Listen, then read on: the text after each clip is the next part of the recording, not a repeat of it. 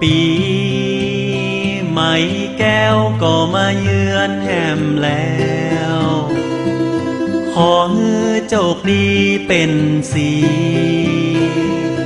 ขอให้มั่งมีเงินทองเข้าของบ่คัดบ่เขียมหอมแดงหอมเตียมขายดีปีเก่าปนคนเก่าไปใหม่มา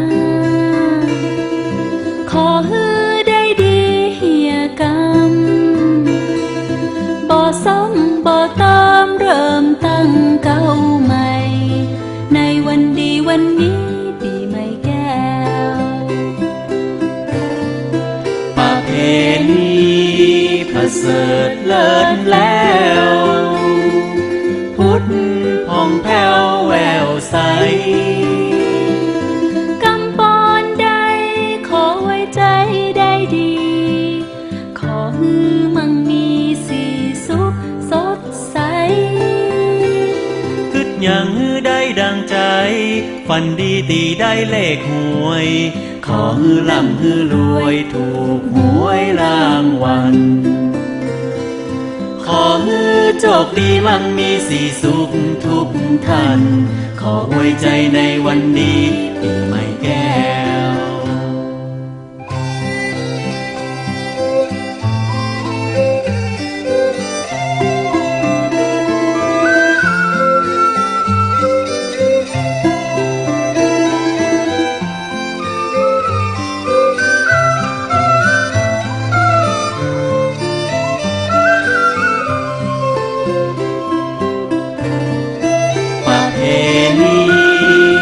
เสริฐเลิศแล้วพุทธผ่องแผ้วแววใสกำปอนใดขอไว้ใจได้ดีขอฮือมั่งมีสีสุขสดใสกึกยังฮือได้ดังใจฝันดีตีได้เลขหวยขอฮือร่ำฮือรวยถูกหวยรางวัลขอให้โชคดีมั่งมีสีสุขทุกท่าน